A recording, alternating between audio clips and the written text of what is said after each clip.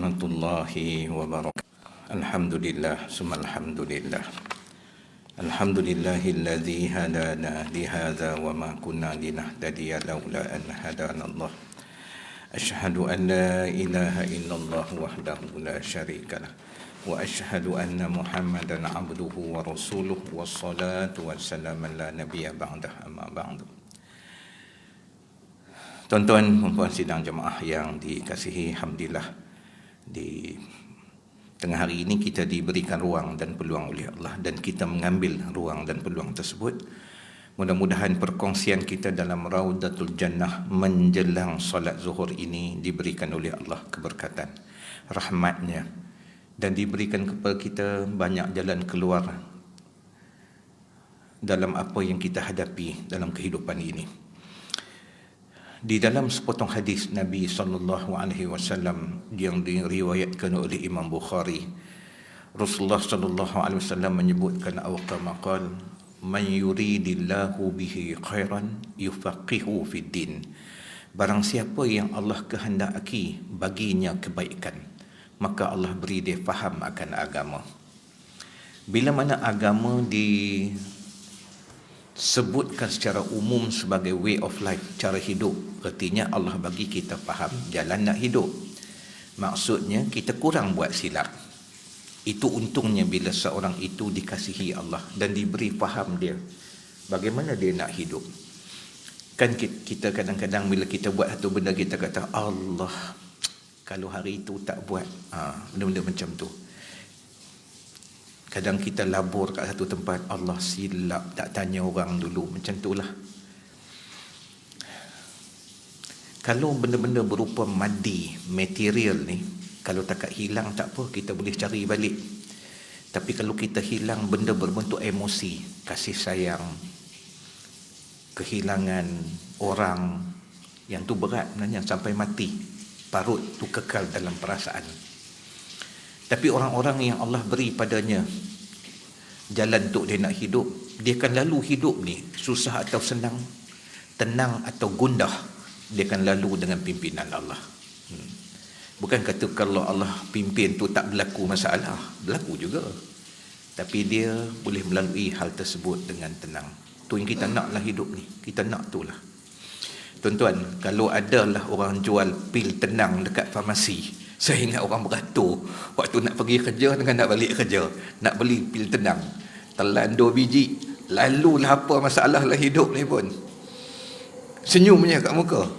Tapi tenang ni bukan benda yang boleh dijual, tak ada dalam pasaran. Dia bagaimana kita melalui hidup ni dengan pimpinan Allah. Sebab tu orang Hamas ni, dia boleh lalu keadaan macam tu sebab dia beroleh kedudukan tu lah. Benda ni is a process. Dia tak ada tiba-tiba jadi. Angkat tangan minta soleh, esok soleh. Dia bukan pakaian. Dia melalui hidup ni. Dia boleh angkat anak dia, kucup anak dia dengan senyuman. Hilang anak ni tuan-tuan, berat. Dia boleh pergi, isteri dia kata, abang, kita jumpa di syurga lah nanti. Hebat tu tuan-tuan. Bukan senang tu. Anak ada 4 orang lagi nak kena besarkan. Dia tak gusar. Dia orang ni lepas suami mati sanggup kahwin dengan orang lain, termasuk Nadir yang berkahwin tu. Sebab dia nak kahwin tu sebab bukan dia nak lempiaskan nafsu syahwat di tempat yang halal, tapi dia nak lahirkan zuriat. Betul tuan-tuan tengok 75 tahun sudah lah tuan-tuan sampai sekarang. Macam seolah satu kilang lahirkan produk baby, membesar, pergi berjuang. Kena bunuh pun kecil-kecil anak. Tapi ada je. Allah jadikan mereka satu bangsa the chosen. Bukan tiba-tiba piduk sana boleh jadi. Orang nak duduk tu pun Allah pilih dah. Kau tidak takkan 75 tahun boleh bertahan tuan-tuan. Ada usaha negara Arab dengan kerajaan Mesir nak bagi satu tanah besar di Sinai. Sinai ni sempadan lah Palestin dengan Mesir. Untuk orang Palestin ni mau duduk. Dan ada negara-negara Arab yang lain sanggup bangunkan rumah untuk dia orang. Setiap orang tu dapat rumah sebuah-sebuah. Supaya dia orang mau pindah. Supaya tak tertekan dan teruk kena dengan Israel. Saya fikir tuan-tuan, cuba bayangkan kita duduk di Malaysia. Kena tekanan pada negara jiran kita hak berat lah. Dengan bantuan Amerika nak ambil alih Malaysia ni. Maka Indonesia tawarkan pada kita satu tanah orang Malaysia. Semua pakat pindah ke sana. Kegila tuan-tuan. Kita duduk di sini, besar di sini, takkan kita tak pertahankan? Lagi-lagi Palestin tu bukan bumi dia orang, bumi Anbiya. So memang Allah pilih lah tuan-tuan dia orang ni. Kita kata kalaulah kerajaan Malaysia dan kerajaan Islam yang lain semuanya berpakat setiap negara hantar 1,000 orang, sebagai tanda solidariti peringkat tertinggi lah, hantar 1,000 orang, maka kerajaan Malaysia dan kerajaan-kerajaan Islam yang lain pun isytiharkan siapa nak register nama, pergi one way ticket. Katanya balik tak tahu. One way ticket. Kita yang dengar ni kata apa? Wallah, aku orang pertama daftarkan diri. Sudahlah tuan-tuan, anak kita dengan kena marah dengan cikgu pun pergi serang sekolah. Ini nak pergi mati. Itu menunjukkan apa? It's a process. Dia bukan tiba-tiba isytihar kita terus boleh pergi. Tak ada tuan-tuan. Dia orang ni bau haruman kasturi pada mayat tu dah biasa dah. Dulu Nozi Pak Wan Cik lah, TV3. Lepas daripada tsunami di Aceh, dia dengan kru dia pergi. Saya jumpa kru TV3 ni. Lepas waktu tu berlaku sikit pengeboman di kawasan dekat tempat dia orang nak pergi. Dia orang boleh masuk, dia orang dah sampai sana. So dia orang ditanya nak pergi lawat ke? Dia orang nak pergi sebab nak tengok tempat tu, nak rasa suasana. Asap-asap tu masih melekat lagi dekat daging-daging yang tersangkut dekat pagar ni, kat fence tu. Pergi tengok kat tu tuan, bau wangi. Saya tanya wartawan dia, saya tanya dia punya kru, member TV3 ni. Dia orang sendiri tengok. Maksudnya dah kena panas, kena hujan, daging ni hanyir. Tapi dia bau dia, Masya Allah. Allahu Akbar. Kecintaan dia orang kepada nak membela Allah, agama Allah ni besar. Jadi kita yang duduk sini tuan-puan, belalah dengan apa yang kita boleh. Kan kita baca WhatsApp, orang hantar kat kita TikTok, apa saja tuan-puan, apa-apa berita yang melibatkan di sana, ya Allah bantulah saudara-saudaraku. At least kita cakap macam tu sambil bawa kereta ke. Tanda hati kita tu ada dengan mereka. Sebab hubungan saudara Islam dengan saudara Islam yang lain adalah apa? Banyak perkara. Antaranya kalau sakit, ziarah. Kalau mati, sembahyangkan, iringi jenazahnya. Sampai peringkat kalau dia bersin, doakan dia. Saudara Islam dengan saudara Islam. Apa lagi doa ketika dia dikenakan hal yang macam tu? Mintalah ke Allah supaya Allah bela mereka. Di samping apa yang kita bagi. Saya tengok ada orang hebat tuan-puan, dia nak bagi duit dia dah tak ada dah. Maksudnya tanggungjawab dia besar. So dia buat apa tahu? Dia ambil pakaian dia pergi dekat bandar. Dia tanya kat bandar tu berapa pakaian ni, pakaian lama dia. Kan? Yang boleh pakai lagi yang elok. Contoh kata ni RM30, hak tu RM20, hak ni RM15. Dia jual ke semua. Duit tu dia ambil, dia masuk dalam tabung bantuan Palestin. Hebat tak? Hebat lah tuan-tuan. Hebat. Katanya harta yang dia sayang, jangan bagi hak tak elok. Kan? Hak kita boleh pakai lagi 3-4 tahun. Katanya kalau kita pakai pun kita boleh pakai elok. Yang tu kita jual. Bukan saja duit kita bagi pada Palestin tu dapat nilai, yang kita bagi orang lain pakai pun kita dapat pahala. Pakaian yang elok. Baik, itu sikit mukadimah tuan-tuan. Nak cerita pada kita supaya hal-hal semasa ni kita respon dengan cara kita. Sebab berkorban ni ada 4. Pertama, korbankan masa untuk agama. Tuan-tuan ingat sesungguh ni, bab ni. Bagilah masa. Kadang kita balik dan ke rumah kita letih. Pergi dekat masjid, letih nak dengar kuliah, tersandar dekat tiang. Tak apa tuan-tuan. Ada di rumah Allah tu pun besar. Bagi masa untuk kita ada di rumah Allah. Besar. Bagi masa untuk dengar kuliah dekat-dekat kita balik kat rumah kita. Duduk dalam kereta, sangkut dekat jam. Sekarang ni cuaca ni unpredictable. Kita tak boleh jangka kan. Kita sangka macam okey, tiba hujan lama. On kan kita punya phone ke, dengar kuliah ke, selawat ke. Bagikan masa untuk agama. Sebab masa tu kita duduk atas kereta tu rugi saja macam tu. Yang kedua, berikan tenaga. Atas pada masa tenaga untuk agama. Buat apa saja kerja yang boleh kita buat. Libatkan diri dengan benda-benda yang berupa kebajikan, yang bukan profitable punya event, kan? Gotong royong ke, bersihkan surau ke. Ada tuan-tuan, orang pergi ke kampung dia, dia balik kampung dia, dia buat apa? Dia tengok surau kat kampung dia tu, dulu dia kena alif beta kat surau tu lah. Di situlah Ustaz yang mengajar dia, ustaz tu pun dah mati dah. Ajar dia tentang solat. Bilal dekat surau tu, Bilal tu lah buat dia istiqamah untuk datang ke surau. Ada tuan-tuan, Bilal ni bagus. Dia bila bulan Ramadan ni, dia memang spare untuk budak-budak. Sebab budak-budak lepas 8 ni lari keluar. Kan? Jenis budak-budak suka duk pergi nak makan kan. Setengah Bilal tempat kita pun, apa ni, orang tak habis semayang lagi, korang mari nak semayang kan, nak makan, tunggu orang tua-tua. Ada Bilal jenis macam tu, cengih tuan-tuan. Dia esok dia pergi lagi surau, tengok Bilal kemarin tu hidup ke dah mati kan. Dia pun geram tuan-tuan.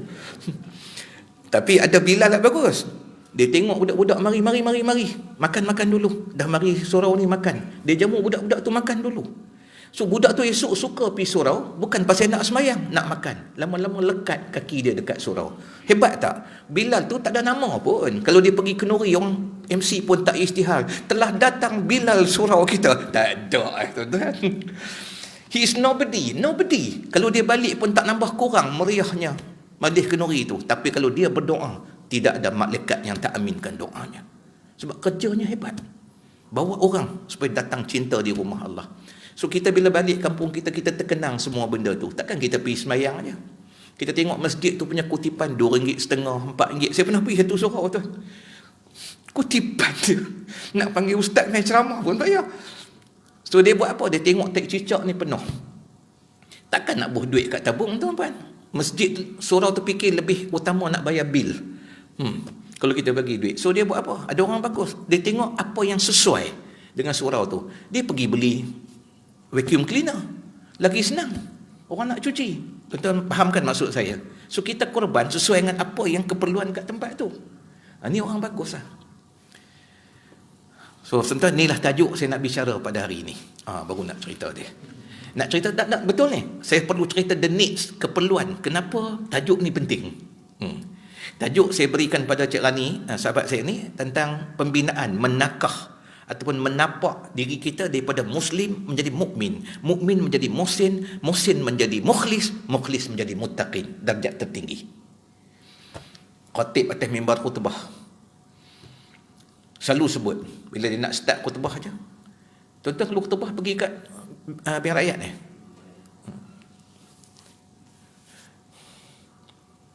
dia berdiri je, rukun khutbah dia kena kata apa? Ittaqullaha haqqa tuqatih. Tiap-tiap minggu tuan-tuan, bertakwalah pada Allah dengan sebenar-benar takwa. Kena sebut. Kalau tak sebut, tak sah khutbah. Tak sah khutbah, tak sah Jumaat. Bayangkan pentingnya istiharkan suruh takwa. Sebab dia darjat tertinggi sebelum balik. Kenapa? Sebab Allah sebut tentang syurga aja, u'iddat lil muttaqin. Tuhan tak pernah sebut pun u'iddat lil muslimin, syurga untuk orang Islam. Pasal apa Tuhan sebut u'iddat lil muttaqin, syurga untuk orang bertakwa? Sebab hanya orang bertakwa sahaja pijak je siratal mustaqim. Ada yang sepantas kilat, ada seperti angin yang laju, ada seperti berlarinya kuda, kelajuan dia berjalan atas sirat tu. Ada yang berjalan, tapi jadilah seorang pun orang takwa tidak jatuh dalam neraka walaupun satu saat. Sebab tu Tuhan sebut yang tu. So nak yadat tu kita nak sebelum balik jumpa Allah sampai ke situ. Kita tak tahu pun kita sampai atau tidak, tapi indikator yang kita duduk di situ ada. Itu kita nak tahu. Supaya kita duduk di atas jalan yang betul. Dan bila kita duduk, jangan turunlah. So mari kita tengok sikit. Saya harap kita sempat habiskan, insya-Allah. Saya akan sebut secara umum dan benda-benda yang melibatkan kehidupan kita seharian supaya balik senang kita buat penambahbaikan terhadap apa yang kita lakukan dalam hidup ni. Pertama sekali, Muslim. Syarat nak balik jumpa Allah mesti Muslim. Para Nabi berpesan pada anak-anak dia, kepada pengikut dia, para Nabi. Tuan-tuan baca dalam Quran, banyak ayat ni Tuhan sebut. Apa dia? Wala tamutunna illa wa antum muslimun. Dia sambungan pada ayat tadi sebenarnya. Ittaqullaha haqqa tuqatih wala tamutunna illa wa antum muslimun. Jangan kamu mati melainkan kamu seorang Muslim. Pasal apa? Jahat macam mana pun, you name it, apa dosa yang dia tak pernah buat kat dunia ni, diharung habis. Penjara atau rumah kedua dia, contoh gitulah. Tapi dia ada Islam dalam diri dia, tak nak tanggalkan. Susah macam mana pun tak pernah maki Tuhan. Cuma dia mengaku aku lemah, aku ni jahat, duk macam itulah. Dia mati lama kat padang mahsyar, lama di atas timbangan mizan. lama di atas sirat, jatuh pula dalam neraka, wala iyadzubillah min zalik. Dia keluar tak? Keluar juga akhirnya tuan-tuan, sebab ada iman. Dia akan tetap ke syurga. Jahat macam mana pun. Ni darjat pertama tu, dia kata apa? Wala tamutunna illa wa antum muslimun. Jangan mati melainkan kamu seorang Islam. Tuan-tuan dengar ni. Perempuan dekat belakang dia dengar. Tuan-tuan puan, kalau bawa anak kita, kita sendiri lalu je tepi kuil, tokong gereja, kita kata apa? Amantu billahi wa rasulih. Tuan-tuan ikut saya kejap. Amantu billah wa rasulih. Aku beriman dengan Allah dan Rasulnya. Kata begitu. Ajar anak-anak kita ni. Bagi dia biasa sebut. Selain pada la ilaha illallah. Selain pada tu. Ataupun kata apa lagi? La ma'bud. Sebut je. La ma'bud illallah. Tidaklah menyembah melainkan Allah. Ni kalimah-kalimah yang elok disebut bila kita nampak hal macam ni. Kenapa? Dia menjadikan iman kita kekal. Sebab bila kita tengok je benda-benda selain daripada Allah, dia jadi tawar iman ni. Sebab tu jangan lalu tepi kuil tengok anak kita duduk bergaduh dalam kereta. Kejap. Ayah nak bagi. Siapa dapat jawab ni, ayah belanja aiskrim. Apa dia ayah? Cuba bilang berapa banyak kepala gajah kat kuil tu. Hei, gila ke kita tuan-tuan? Kita suruh dia pergi bilang pula, sedangkan tengok pun boleh tawarkan iman. Suruh pergi bilang kepala monyet berapa ekor, kepala gajah berapa ekor. Jangan tuan-tuan. Lebih baik ajar dia untuk sebut la ma'bud illallah, amantu billahi wa rasulih, ataupun la ilaha illallah. Supaya tengok jirat Cina kan, tempat kematian orang Kristian ke tuan-tuan, ataupun agama Hindu ke, sebut Islam macam tu lah. Takut tuan-tuan, hujung hayat kita tak tahu pun. Allah aja tahu kita mati bagaimana. Sebab tu kalau duduk seorang-seorang tuan-tuan kan, jadi Muslim yang baik. Duduk seorang-seorang atas kereta, la ilaha illallah, la ilaha illallah. Buat apa saja. Sebab sebaik-baik zikir tu, tekong tahlil sebut selalu bila kita buat tahlil, dia sebut apa? Afdallu zikri fa'lam annahu la ilaha illallah. Ketahuilah olehmu sebaik-baik zikir. Maksudnya sebaik-baik ingat Allah, la ilaha illallah. Buat, dia tebalkan iman kita. Jadi Muslim. Tapi Muslim saja, ni dia punya kontra dia pula. Tadi pro dia. Muslim saja tak cukup. Sebab dia mudah terpengaruh dengan dua keadaan. Pertama, dengan siapa dia kawan. Kawan secara fizikal ataupun kawan dalam media sosial. Itu semua mempengaruhi dia. Yang kedua, environment, bi'ah, persekitaran. Itu mengubah diri dia. Maksudnya dia duduk dengan tempat yang baik, kawan yang baik, dia jadi elok. Cakap benda elok, dia pun tambah sama atas perkara tu. Dia kawan dengan orang yang tak elok, cakap je lucah, cakap je double meaning. Tuan-tuan tahu double meaning? Dia tengok apa benda pun pergi ke arah lucah. Dia pun sama tumpang. Kadang-kadang dah masuk dalam WhatsApp group, dia pun letak juga emoji. Emoji tanda apa? Tanda dia setuju. Tu berat tu, malaikat tulis tu. Nak cerita susahnya. Muslim ni dia mudah terpengaruh. Sebab apa? Nak jaga hati kawan, takut kawan kecil hati. Syaitan sebenarnya. Contoh, kita pergi kenuri, pergi dengan kawan kita semua duduk satu meja, tengah-tengah duduk kenuri, tiba-tiba dengar Allahu Akbar, Allahu Akbar, dengar azan zuhur. Padahal dia adalah orang yang suka istiqamah awal waktu, tapi duduk dengan kawan-kawan seorang pun tak sebut nak bangkit. Tengah duduk seronok nembang ni, hal lama, kisah-kisah dulu. Dia nak bangkit pergi solat tu susah betul. Tu kata Muslim ni dia kawan mempengaruhi dia. Dia nak bangkit kata saya pergi solat dulu, dia takut. Dia takut apa? Kawan dia terasa. Kawan dia kata apa? Halah, ingat hang aja pandai solat, kami ni tak solat. Dia takut kawan. Padahal kawan tak cakap pun. Pembinaan dalam diri dibina syaitan. Dan dia tak kuat nak tinggalkan hal tu. Padahal dia boleh cakap dengan bentuk yang lain. Saya pergi solat dulu lah. Saya sejak ada anak ni, saya jaga betul anak-anak saya ni. Sebab takut dia orang lewat solat, jadi saya pun terpaksa lah. Bukan seronok pun. Pasal solat awal nak jaga hati anak-anak supaya dia orang kuat. Dia cakap lah benda macam tu. Supaya benda kita cakap tu mempengaruhi juga orang yang lain. Satu. Yang kedua, persekitaran. Dekat nak masuk zuhur. Sebelum nak masuk zuhur, duk belik TikTok, tengok media sosial, elok nak masuk zuhur. Tentu dengar azan. Allahu Akbar, Allahu Akbar. Ya Allah, dah zuhur. Menderita sejak umur 15 tahun sampai sekarang 40 tahun. Nak buat yang fardu ni. kalau jumpa Yahudi, aku sembelih seorang-seorang. Sudahlah tuan-tuan, nafsu pun tak boleh nak sembelih. Nak sembelih Yahudi. Ni tengok. Terus dia kata, dia orang hidup di sana tu, the chosen one. Memang Allah pilih. Sebab dia orang bina tiap-tiap hari. Nak balik kepada Allah. Nak tinggal dunia bukan senang tuan-tuan. Tetapi masuk rumah dia orang, tak ada perabot. Tak ada. Tu nak tinggal rumah tak rasa payah pun. Mak tu pesan ke anak bila nak keluar. Sebab bila keluar, belum tahu bila dia balik rumah dia ada lagi. Tu nak cerita. Pergi sekolah, belum tahu sekolah tu ada. Kena bom tak tahu bila. Mak dia pesan ke anak dia, angkat tangan supaya dia mati dalam membela agama Allah. Budak pergi pun tak rasa apa. Baik, balik pada soal kita. Jadi kalau Muslim ni, dia kena bangunkan diri dia. Kalau dia bangun diri dia, dia pindah pergi pada mukmin. Kalau dia duduk tempat tu sampai bila-bila duduk macam tu, duduk mengeluh, Allah, saya ni lemah. Dah tahu lemah. Kita tahu kalau kita tidur lewat daripada 4 jam, 5 jam, 6 jam, paling baguslah kan, umur macam kita ni. Kita payah dah nak bangun subuh. Apa lagi nak buat tahajud? So tidurlah pukul 10. Maksudnya gitulah. Sebab Rasulullah tabiat dia lepas isyak tak bercakap dengan orang dah. Melainkan jika ada wahyu yang turun. Terus masuk ke rumah. Ada bacaan-bacaan Quran yang dia nak baca. Ada solat witir yang dia nak selesaikan. Sebab kebanyakan witir Rasulullah selesaikan pada waktu malam. Jadi kalau kita tengok pukul 10, saya memang tidur pukul 10. Masalahnya hang duk pegang handphone. Lepas tu jadi orang gila seorang-seorang atas katil. Bini pun duk terkejut. Dia jadi orang gila pula duk atas tu. Tonton, kita tengok je TikTok ni orang lebih suka tengok berbanding FB. FB kena tengok sampai 15 minit. Contoh kuliah, dia ambil petikkan klip apa-apa. 15 minit. TikTok 3 minit.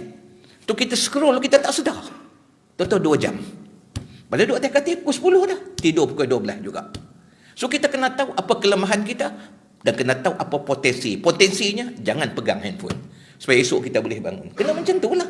Baru kita boleh berpindah. Tidak ada Muslim sampai bila-bila. Walhal kita semua baca. Saya baca sebelum, lepas solat isyak sebelum kita tidur. Kita baca surah Al-Mulk. Ayat 2 surah Al-Mulk dia kata apa? Allazi khalaqal mauta wal hayata liyabluwakum ayyukum sanu amala. Allah jadikan mati dan hidup untuk menguji. Kan Allah sebut. Jadi Muslim kena pindah. Jangan duduk tempat tu je. Sebab perbuatan kita, kelakuan kita tak lebih pada orang bukan Islam. Sama aja perangai. Kena pindah. Allah kata, aku jadikan mati dan hidup untuk menguji siapa di kalangan kamu yang terbaik sekali amalannya. Jadi kalau kita tahu kita diuji oleh Allah, kita kena duduk tempat yang Allah suka. Pindah. Hidup kita pun kita tahu. Dulu pergi kereta, dulu pergi kerja, mula-mula bujang. Tumpang motor kawan, tumpang kereta kawan, duduk rumah sewa. Lepas kita dah kahwin, tahu pula nak beli rumah. Kita tahu tentang hidup, kita nak pindah bagaimana. Ada anak macam mana kelakuan kita, dah jarang dah duduk dengan kawan lepak sampai pukul 10 malam. Kita ada anak, kita kena tengok dia membesar di hadapan kita. Tu kita tahu jaga. Daripada beli motor kepada beli kereta, daripada kereta anak bertambah 4 orang, beli pula MPV. Untuk hidup kita, kita tahu bagaimana kita nak ubah. Takkan nak balik jumpa Allah, kita tak boleh buat. Boleh tuan? Cakap ni panjang ni, tapi kita nak bagi boleh semua tempat. Bila kita jadi orang yang bagus, betulkan 2 tempat tu je. Betul ingat, betul. Saya ingat betul-betul. 2 tempat ni. Pertama, kena pilih kawan. WhatsApp group kita kena selektif betul. Setengah orang ada sampai 40 WhatsApp group. Tak dan tuan-tuan, scroll macam tu ni, naik juling mata duk tengok ni. Pilihlah. Jangan kita tahu WhatsApp group kita ada orang yang suka kacau lucah di situ. Kawan-kawan lama kita ada WhatsApp group sekolah. Tak ubah-ubah lagi. Orang dah hijrah habis, dia ada. Kita nasihat admin, bagi tahu kat dia tu, tak elok ni kita buat WhatsApp group. Apa dia? Pertama, kalau dia sakit, kita boleh ziarah atau kita doa. Kalau dia mati, kita boleh pergi dan mandikan ataupun kita semayangkan jenazah dia. Kalau dia buat kenuri, kita boleh pergi kenuri dia. Tu tujuan WhatsApp group, nak hubungkan ukhuwah. Tapi kalau dah sampai macam ni mengarut ni, tolong tu admin tolong nasihat dengan dia. Admin kata biar pilah, kita pun jarang-jarang gurau. Admin pun kepala sama macam tu juga. So kita nak buat apa? Kita exit group. Sekarang ni kan ada kaedah exit group, orang tak tahu pun kita exit. Tapi kalau kita nak exit cara terhormat, bagi tahulah saya ada banyak kelemahan saya. Saya ingat buat masa ni saya nak tinggalkan dulu sebab saya nak betulkan berapa banyak kelemahan saya dalam. Cukup bagi tahu kita exit group. Biar dapat redha Allah walaupun manusia tak suka dengan kita. Jangan cari redha manusia tapi Allah murka pada kita. Kena sampai level tu lah. So Muslim dia kena tengok diri dia. Pertama kawan, kedua environment, persekitaran. Dia kena cari tempat-tempat yang baik, suasana yang baik untuk jadikan dia baik. Bila dia jadi macam tu, tanpa sedar, dia telah pindah pada mukmin. Mukmin ni Allah sebut dalam Quran. Wallahu waliyun mu'minin. Allah dia pembela pada orang mukmin. Tidak ada dalam Al-Quran. Wallahu waliyun muslimin. Allah dia pembela pada orang Islam. Tidak ada. Jadi kalau kita tengok orang Islam dikeronyok oleh musuh bagaikan laut yang sedap, kerana mereka tidak berubah, melainkan bumi Palestin. Bumi itu Allah janjikan. Sebab tu tak padam-padam dia punya bara api Islam yang mereka jaga. Jadi Muslim bila dia pindah pada mukmin, dia akan jadi bagus. Dia tahu dia punya kelemahan dan apa dia nak baiki. Sebab tu Muslim mukmin ni disebut apa? Orang yang ada satu wajah. Maksudnya apa? Wajah mukmin tu nampak. Dia ada limpahan roh. Orang duduk dekat dengan dia terasa nak buat baik. Tu hebat tak hebatnya? Duduk dengan dia terasa nak jaga waktu solat. Pasal dia jenis orang macam tu. Ni kata kita kena tahu dengan siapa kita nak kawan, nak jadi orang baik. Dia cakap benda-benda yang elok. Kalau orang bawa benda tentang hal orang, tak apalah. Mungkin hari ni kot dia macam tu, esok dia elok. Dia tak suka sambung. Muslim suka sambung. Orang cerita kisah orang, hang tahu banyak tu je. Ni satu lori. Hoi gila tuan-tuan. Mukmin peribadi dia hebat. Saya buat contoh. Saya nak berdiri je. Ni boleh nampak aku saya berdiri? Ni, boleh? Tak apalah. Nampak sekerat pun jadi. Okey. Kita tengok ni. Katalah dia pergi ambil wuduk tadi. Kan? Ambil wuduk. Singsing lengan baju dia. Sampai ke atas. Tarik kaki seluar. Sampai atas pada buku lali. Sampai betis. Lepas ambil wuduk. Muslim. Tuan-tuan pernah tengok kan? Ada orang pergi semayang lah keadaan macam ni. Sebab apa? Sebab dia pegang pada hukum syarat sah solat adalah tutup aurat. Salah satunya. Tutup aurat apa? Kenapa dia pakai macam ni? Sebab dia bandingkan diri dia dengan orang yang tak semayang. Aku semayang juga. Ada orang langsung tak semayang. Memanglah kalau hang banding dengan orang yang tak elok, memang nampak hang elok. Tapi bila cerita pada adab, mukmin dia pergi pada adab. Maksudnya apa? Kalau CEO UEM ni panggil nak jumpa kita, kita pergi tak macam ni? Cerita mudah je. Tak pergi. Pergi macam ni, dengan tarik kaki sebelah tinggi, sebelah rendah, terajang pintu dia. WhatsApp bos, WhatsApp kotak engkau, WhatsApp kan. Maksud kalau dengan manusia engkau tak buat, kau tergamak buat pada Allah. Bayangkan. Sedang kita minta banyak pada Allah, minta syurga, minta anak yang taat, minta isteri yang setia, minta suami yang memahami, minta rezeki yang cukup, minta jiran yang baik. Minta kerja ni jadi ibadah. Minta ada peningkatan dalam bidang kerja. Macam-macam kita minta ke Allah. Tapi cara kita pergi sembah Allah. Tuan-tuan, saya tanya tuan-tuan. Tuan-tuan pernah tak pergi duduk kat kedai makan? Anak lah senang. Kita panggil anak kita. Panggil anak kita, ada setengah, kita panggil 2 kali dah datang. Along, lari. Ayah panggil Along. Umi panggil Along. Kan? Tapi ada anak kita panggil sampai 7 kali. Along, ya. Along sini kejap. Nak apa? Along sinilah kejap. Kalau mama larat, mama tak panggil Along. Mama tak larat. Mama nak apa? Tak mari lagi. Sampai 7 kali. Sampai kita pergi dekat dia. Along, boleh tak bila mama panggil datang? Budak ni piat telinga. Sebelum piat telinga dia fikir, Tuhan panggil kita. Zuhur pukul 1. Kadang pukul 2 tak pergi lagi. Pukul 3 tak pergi lagi. Pukul 4 baru kita pergi. Lagi 20 minit nak masuk asar. Pasal apa? Kita kata apa? Belum asar. Itu masalah Muslim. Tapi mukmin dia tak sanggup. Sebab dia tengok diri dia banyak benda Tuhan bagi kat dia percuma. Bagi isteri yang baik, bagi anak-anak yang dapat berbakti, bagi kawan-kawan yang baik keliling dia, bagi tempat kerja yang dia boleh cari rezeki yang halal. Dia rasa tak sanggup kalau Tuhan panggil dia tak pergi. Sebab tu bila azan dia cepat buat persiapan. Tu mukmin. Dia mari pula tempat solat. Ni, tengok ni. Dia ambil wuduk, dia tahu nak jumpa siapa? Raja segala raja. Dia turunkan lengan baju dia. Tuan-tuan, UM ni ada pakai baju korporat tak? Tak ada hari pakai baju korporat. Setengah tempat macam bank rakyat, hari Khamis ke hari Rabu, tu hari kena pakai baju korporat. Kita tak ada kot macam tu. Tak ada. Tengok baju tuan-tuan lawa-lawa semua, saya ingat tak ada ni. Kan? Saya buat contoh. Kata tuan-tuan pakai baju lengan panjang.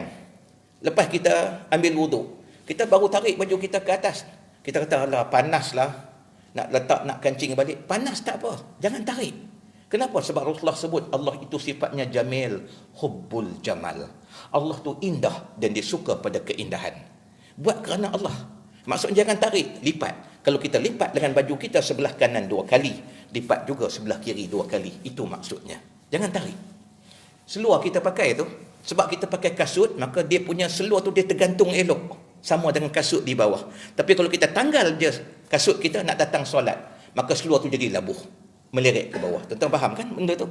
So apa kita nak buat? Kita tariklah kaki seluar kita nak solat, sebab kita tak nak meleret, nampak tak elok. Jangan tarik. Kita takkan buat pun bila nak jumpa orang pakai macam tu. Maksudnya kena jumpa Allah lagi, kita kena jaga. Buat apa? Lipat. Kalau kita lipat kaki seluar kita sebelah kanan sekali, lipat juga sebelah kiri sekali. Itu maksudnya. Tu siapa tu? Mukmin. Jadi kalau kita nak tahu kita dah masuk dalam kategori mukmin, itu indikator dia. Dia buat semua dengan beradab. Boleh faham cakap ni tuan-tuan? Okey. Sayang sikit kan, saya kena cepat. Sebab kalau boleh saya suka buka pada pertanyaan, sebab pertanyaan ni membuahkan banyak pintu ilmu yang lain. Tapi nanti tuan-tuan dengar ni bab ni. Jadi mukmin ni orang yang jaga betul hal-hal yang macam ni. Satu lagi saya nak tanya tuan-tuan. Tuan-tuan pernah pergi duduk kat kedai makan tom yam, kadang-kadang petang kita nak bagus, kita pergi awal sikit supaya tak berebut dengan orang lain kalau malam. So kita bawa isteri kita pergi kat kedai makan.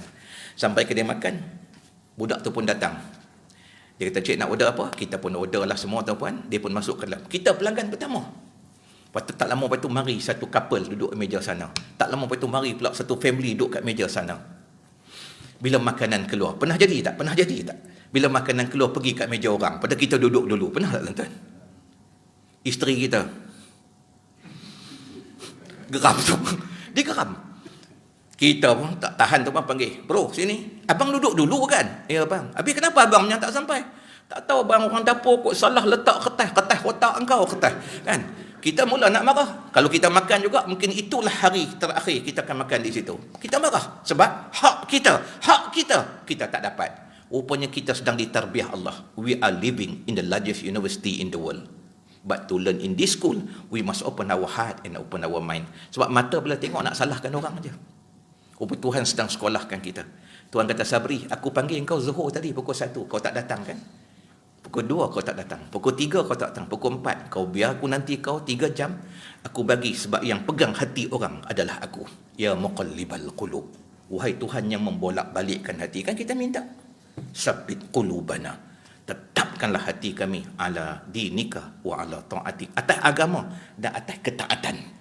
Kita tak taat, kita buat Tuhan lebih kurang. Tuhan kata, aku bagi kau rasa macam mana hak engkau patut datang awal, tiba-tiba datang lewat. Tuan-tuan boleh faham ni? Kita kena ingat sungguh-sungguh, bila berlaku jahal macam ni, tanda Allah sedang mendidik kita. Cuma didikan Tuhan tu kadang-kadang menyeksa kita. Tapi tak apa, sebelum nyawa sampai di roh-roh, betulkan cepat sebelum kita mati. Jangan duk asyik marah kat orang aja. Sebab ada bahagian tu bahagian kita dengan Allah yang tak selesai. Ni mukmin, dia cepat sedar. Bila dia rajin buat macam tu, sebab dia jaga 2 benda tadilah. Pertama, dengan siapa dia kawan, dia jaga. Kita tuan-tuan, kalau kita tahu kita ni lemah, surau masjid tempat kita tu tak ada mengajar ilmu tajwid cara personal, nak mengaji dekat YouTube pun kita kata tak boleh nak tanya. So kita tahu dekat nilai. Saya tengok ada orang pergi tuan-tuan, daripada duduk di Kuala Lumpur ni, duduk di Selangor, pergi nilai. Hari Sabtu, hari Ahad, kenapa? Ada kelas intensif tentang tajwid, belajar. Semua orang-orang dewasa yang tak reti, dia select pula ni hak yang tak reti langsung, hak ni yang pertengahan, masuk kelas itu supaya kita dapat betul kan. Muslim dia suka sampai bila-bila anak hantar sekolah kafar, anak jadi lebih baik pada kita. Bila balik kita tak sempat nak semayang maghrib di surau, nak buat di rumah, anak kita pun tengok kita, ayah semayang jemaah ayah, tak apa semayang dulu. Sebenarnya kita malu nak baca depan anak kita sebab anak kita lebih baik bacaan dia. Kita daripada umur 15 tahun sampai sekarang duk pegang hak kita mengaji dulu, tajwid tak betul. Sampai bila kita tak mengeluh di hadapan Allah? Pergilah belajar. Tu mukmin. Dia tengok apa kelemahan dia, apa potensi yang boleh dia buat. Bila dia rajin macam tu tuan-puan, dia jaga siapa yang dia kawan, baik dalam fizikal ataupun yang berbentuk media sosial ni, kawan yang dia pilih, dan dia jaga persekitaran, maka dia akan jadi seorang muhsin. Kita boleh ingat dekat ni, Muslim mukmin, muhsin. Muhsin ni Allah sebut dalam Quran, innallaha yuhibbul muhsinin. Ni salah satu ayat lah. Saya ambil yang pendek ni.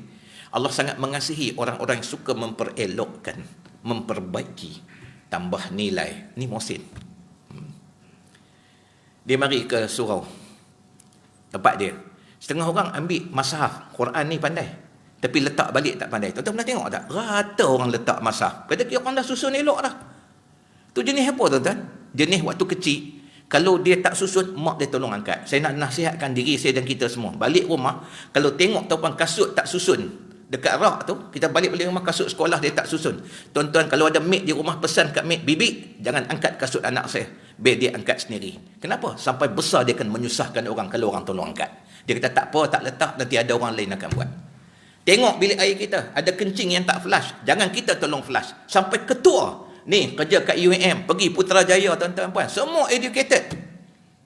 Ada kencing tak flush. Masalah apa tak tahu.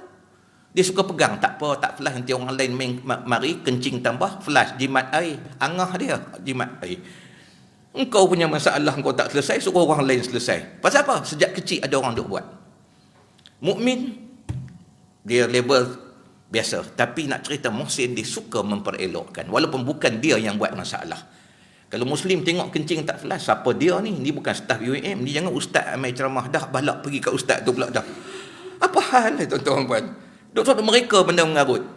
Muhsin dia tengok je macam tu, dia kata apa? Allah, rumah Allah ni, contoh surau, rumah Allah tak elok macam ni. Dia flush, dia guna tandas lain sebab yang tu aromanya masih ada. Tapi nak cerita apa? Dia kalau tengok masalah, dia tak boleh tinggalkan, melainkan dia cuba selesai sekadar apa yang dia boleh. Muhsin. Tengok Quran tak tersusun, lepas habis solat ambil masa susun balik Quran. Dia nak rumah Allah tu elok. Allah suka kat dia. Dia orang suka buat tambah nilai. Orang perempuan pernah tak pergi semayang dekat setengah surau? Dia semayang setengah surau tu pakai telekung hak orang wakaf kat surau tu, pakai rasa awak nak pitam tak tahu. Dia punya tahap kemasaman telekung tu. Kalau Muslim dia kata apa duit surau, duit masjid simpan banyak-banyak beribu, bawa keluarlah ganti. Muhsin tak, dia fikir apa dia boleh buat. Tu muhsin. Dia balik pergi ke rumah dia tuan-tuan. Saya jumpa ada orang kat seksyen 3 Shah Alam. Perempuan tu datang, dia bawa 7 telekung dia. Mungkin ada lagi lah kat rumah tu. Dia tanda dot dekat kain dengan telekung tu. Dia tanda, dia letak kat situ. Dia ambil telekung yang ada kat surau, kat 10 pasang orang wakaf kat situ, bawa balik ke rumah, basuh. Lusa dia bawa mai balik, siap iron. Saya jumpa maid dia, kata, kamu buat? Tak. Dia kata, puan buat sendiri. Puan suruh saya iron saja. Basuh, dia nak basuh. Oh, saya kata, bagusnya. Tak. Bila puan buat tu, puan kata apa? Sorang-sorang. Saya dengar puan cakap, ya Allah, aku dah lama kotorkan muka bumi engkau dengan kebodohan, dosa aku. Engkau izinkan aku hidup, aku bertaubat, aku kembali pada engkau. Aku nak basuh telekung yang orang nak pakai sembah Allah. Mudah-mudahan nanti kau muliakan aku di hari aku bertemu dengan engkau. Hebatnya tuan-tuan. Ni orang hebat betul. Hak derma-derma dah. Dia cari sudut lain, apa yang dia boleh buat lagi tambah. Muhsin. Dia tak boleh tengok. Ada orang balik kampung, dia tanya, tuan, ni surau ni bil elektrik dia berapa? Oh, tak banyak, dia kata, kami pakai. Surau ni pun lama, orang pun jarang mari. Dalam 700 je sebulan. Oh, 700 je. Kalau gitu tuan, mulai bulan depan ni, sepanjang saya hidup ni, 700 saya akan bayar. Hebat tak? Hebat tak? Dekat sini, kat UAM, orang dia kerja, orang tak kenal pun, dia orang biasa, layman. Tapi kat kampung, Masya Allah, banyak benda yang dia selesaikan. Ada orang. Sebab tu bumi ni masih Allah selamatkan. Sebab ada orang-orang yang macam ni. Kita jadi orang macam tu lah. Bagus kan tuan-tuan, orang-orang yang macam ni. Bila dia rajin buat macam tu, maka dia akan jadi seorang mukhlis. Mukhlis ni apa? Orang yang bila dia memberi, dia beri sebaiknya. Contoh. Allah, tak ada pula. Siapa ada duit 10, 2 keping, bagi kat saya sekejap. Cepat-cepat tuan-tuan, sebelum 1.45. Saya nak selesaikan tunjuk. Siapa ada duit 50 dengan duit 10? Ada tak? Kalau ada, tolong bagi kat saya sekejap. Saya nak buat contoh sekejap. Pinjam. Terima kasih. Terima kasih banyak. Ada sekeping lagi tak? 10. Siapa tu?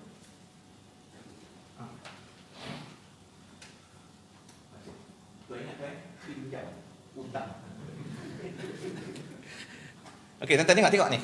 Ni simple kalau kita nak tahu ikhlas tu macam mana. Indikator ikhlas tu. Katalah, contohnya, mudah-mudahan Allah jauhkan. Salah seorang staf kita ditimpa musibah, kena influenza. Dia pun duduk di rumah dia seminggu, tak datang. So, we raise a fund. Kita buat tabung, nak bantu dia. Contoh. Kan, tabung tu pun bergerak lah. Kita tengah duk buat kerja, tuan-puan, dekat desktop kita, tiba-tiba tabung tu pun sampai. Kita memang niat nak bagi 10. Dalam nak bagi 10, tengok ni. Ni duit yang agak elok, ni duit yang agak lusuh sikit. Tanya saya pun belum elok di hati saya, baru nak didik jadi elok. Tanya saya nampak dua keping ni, dua-dua ni. Tanpa sedar, saya tarik. Kenapa? Lumrah hidup saya. Bila nak memberi, saya bagi kurang. Walaupun nilai sama. Sebab saya pegang sudut tu. Muslim dia kata apa? Yang penting nilai RM10. Tapi seorang mukhlis tak. Bila dia nak buat, dia buat sebaiknya. Dia akan bagi yang terbaik. Pasal apa? Bila kita simpan not hak keras ni, hak elok ni, kejap lagi kita nak pergi lunch, kita nak balik, nak pergi pasar raya singgah.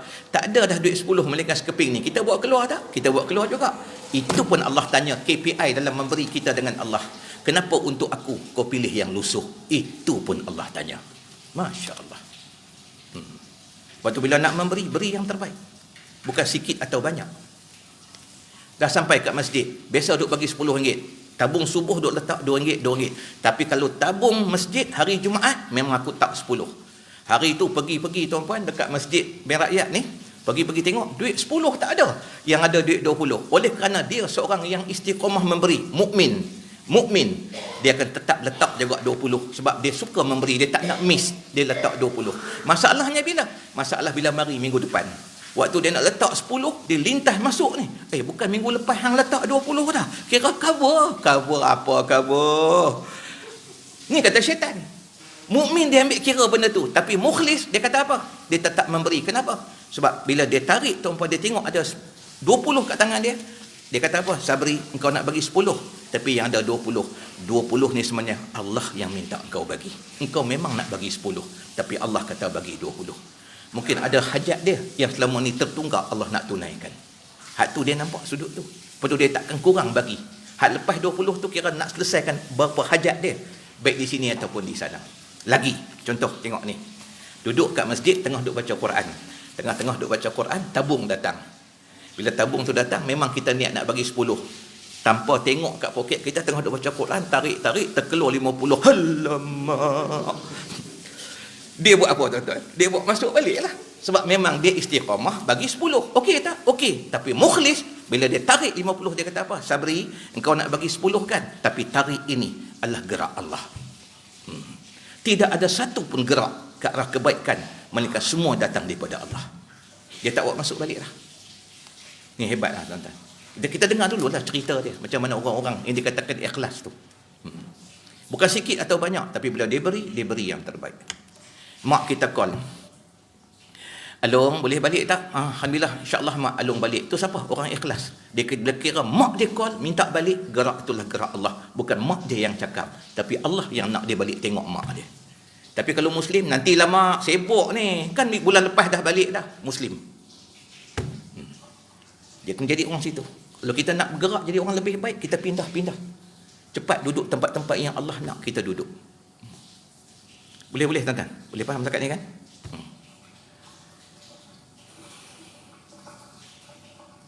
Anak kita nak makan pizza. Kita tak nak dah letih dengan pizza ni. Kan? Ni cerita nak makan. Kita pun pergi cari.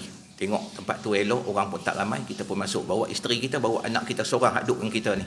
Kita masuk, kita order regular je lah. Sebab regular dia akan potong 6 slice. Cukup lah. Kita ambil satu, isteri kita ambil satu, bagi ke anak kita 4. Tengah-tengah makan, anak kita kata, ayah, tu jiran kita tu ayah.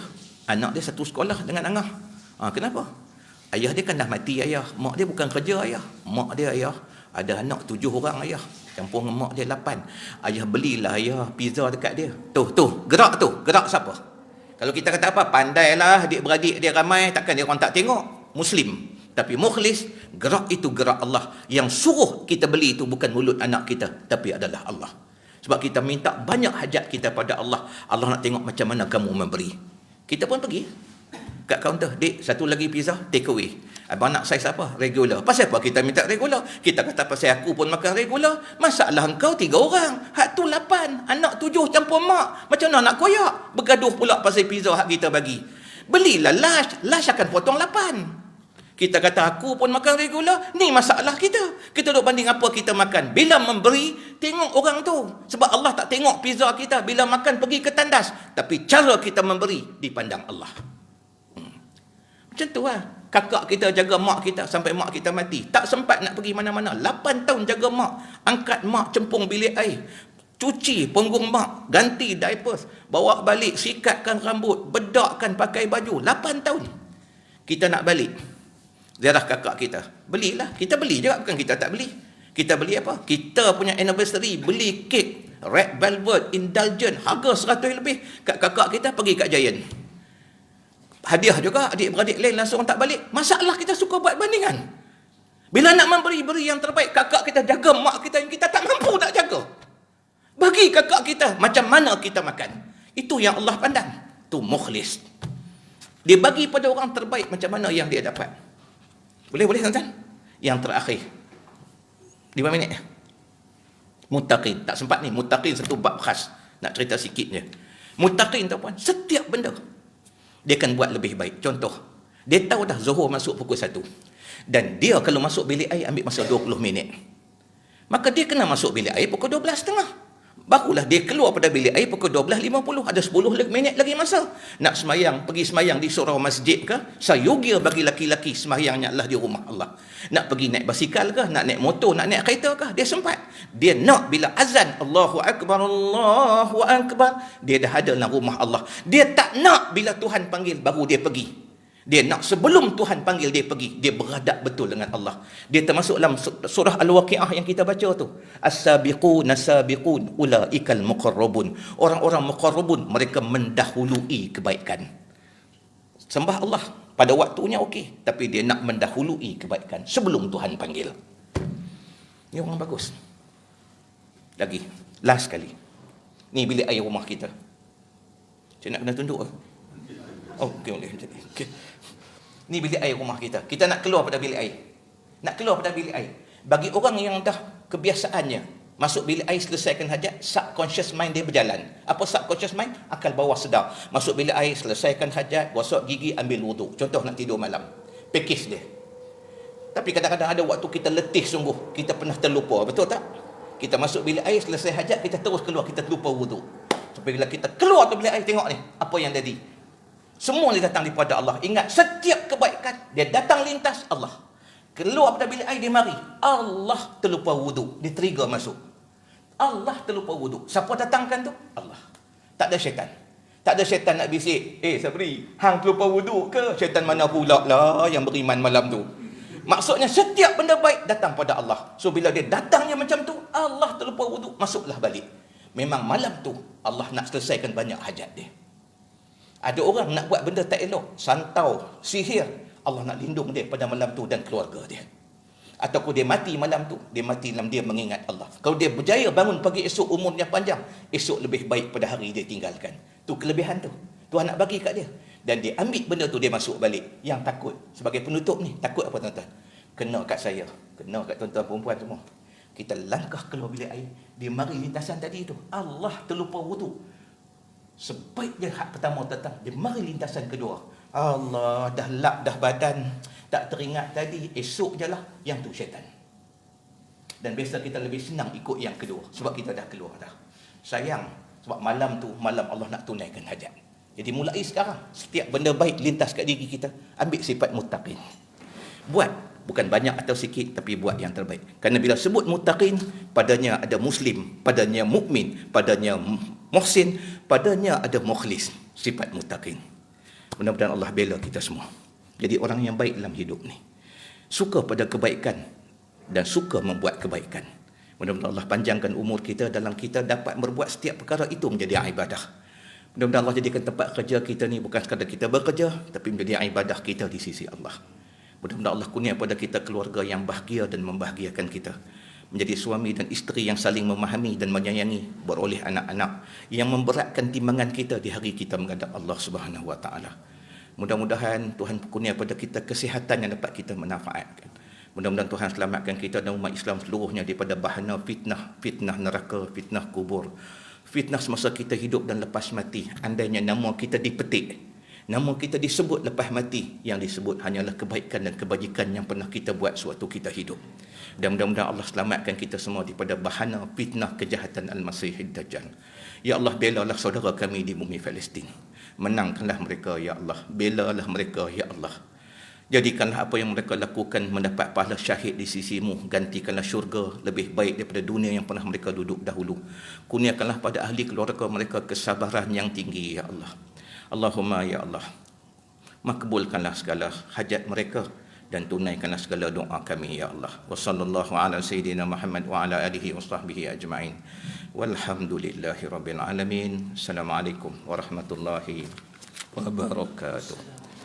Subhanakallahumma wa bihamdika asyhadu an la ilaha illa anta